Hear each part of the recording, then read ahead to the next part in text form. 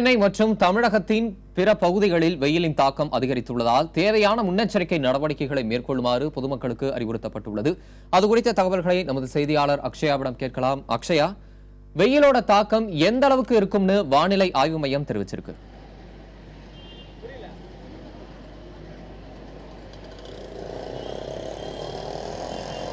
தமிழரசன் குறிப்பாக சொல்லணும் அப்படின்னா, தமிழகத்தை பொறுத்த வரைக்கும் கோடைகாலம் ஆரம்பித்ததுல இருந்து சில நாட்கள்லேயே வெயிலோட தாக்கம் ரொம்பவும் அதிகமாக இருந்துச்சு. குறிப்பாக மே மாதத்தில் பதிவாக வேண்டிய வெப்ப அளவு ஏப்ரல் மாதம் முதலே பதிவாக ஆரம்பிச்சுள்ளது. இதற்கான காரணம் என்ன அப்படின்னா, ஏப்ரல் மாதத்தில் எப்பொழுதுமே அவ்வப்போது மழை பெய்யறதுக்கான வாய்ப்பு இருந்து வந்தது கடந்த சில ஆண்டுகளில். ஆனால் இந்த ஆண்டு இதுவரை எந்த விதமான மழையும் நமது தமிழகத்தில் பதிவாகவில்லை. இதனாலேயே இந்த மாதம் வெப்பத்தின் அளவு அதிகமாக இருக்கிறது என வானிலை ஆய்வு மைய அதிகாரிகள் தெரிவிக்கின்றனர். குறிப்பாக நேற்று பார்த்தோமே ஆனால் தமிழகத்தில் அதிகபட்சமாக திருச்சி, சேலம், வேலூர் ஆகிய மாவட்டங்களில் 41 டிகிரி செல்சியஸ் வெப்பம் பதிவாகியுள்ளது. அது மட்டும் இல்லாமல் சென்னையில் அதிகபட்சமாக 39 டிகிரி செல்சியஸ் வெப்பம் பதிவாகியுள்ளது. தமிழகத்தின் உள் மாவட்டங்களில் பெரும்பாலான பகுதிகளில் 40 டிகிரி செல்சியஸை விட குறைவாக எந்த பகுதிகளிலும் வெப்பம் பதிவாகவில்லை என்ற தகவலும் நமக்கு கிடைத்துள்ளது.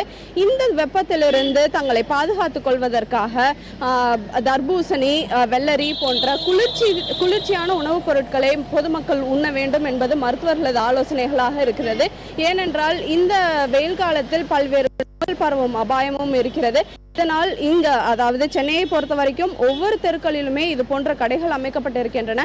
இந்த கடைகளை கடந்து செல்லும் போது பொதுமக்கள் மிகுந்த ஆர்வத்துடன் இந்த பழங்களை வாங்கி சாப்பிடுவதை நம்மால் பார்க்க முடிகிறது. அதுபோல நாம் இப்ப இருக்கிறது நுங்கப்பாக்கம்ல இருக்கிற ஒரு தர்பூசணி கடையில. இப்ப இந்த பழத்தை உண்ணுவதற்காக வந்திருந்த ஒருவரிடம் நம்ம பேசலாம். வெப்பத்துடைய அளவை எப்படி இருக்கு, உங்களுக்கு என்ன மாதிரியான பாதிப்புகள் அதை கொடுக்குது, இதுல இருந்து உங்களை பாதுகாத்துக்கிறதுக்கு என்ன மாதிரியான நடவடிக்கைகள் எடுக்கிறீங்க? வருஷத்துக்கு வருஷம் இந்த வெப்பத்தோட அளவு அதிகமாகிட்டே இருக்குது.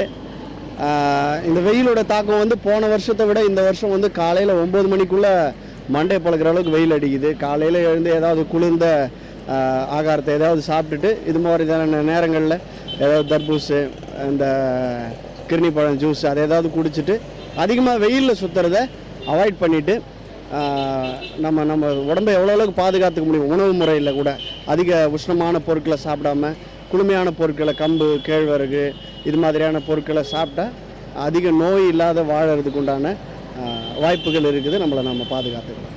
இவங்க சொன்ன மாதிரியே இங்கே இருக்கக்கூடிய பொதுமக்கள் தினமும் காலையில் குளிர்ச்சியான உணவுப் பொருட்களை எடுத்து தங்களுடைய உணவு பழக்கத்தை மாற்றிக்கொள்ள வேண்டும் இந்த நேரத்தில் அப்படிங்கிறது மருத்துவர்களோட ஆலோசனையாக இருக்குது. அது மட்டும் இல்லாமல் பல்வேறு மாவட்டங்களில் மாவட்ட ஆட்சியர்கள் பள்ளிகளுக்கு விடுமுறை அளிப்பதற்கும் ஆலோசனைகள் நடத்தி வராங்க. ஏனென்றால் பள்ளி குழந்தைகள் இந்த வெயிலினால் பல பாதிப்புகளை சந்திக்கக்கூடிய வாய்ப்புகள் இருப்பதாக அவர்கள் தெரிவிக்கிறார்கள். குறிப்பாக காலை 11 மணியிலிருந்து 4 மணி வரை வெப்பத்தின் அளவு அதிகமாக இருக்கும் என்பதால் அனைவருமே தங்களது வீட்டுக்குள்ளேயோ அல்லது அலுவலகங்களிலோ இருக்க வேண்டும் என்பது அனைவரது ஆலோசனையாக இருக்கிறது. குறிப்பாக இந்த வெப்பத்தின் அளவு குறித்து நாம் வானிலை ஆய்வு மைய அதிகாரிகளிடம் கேட்டபோது ஒரு பகுதியில் பதிவாகக்கூடிய வெப்ப அளவை விட 5 டிகிரி செல்சியஸ் அதிகமாக பதிவாகும்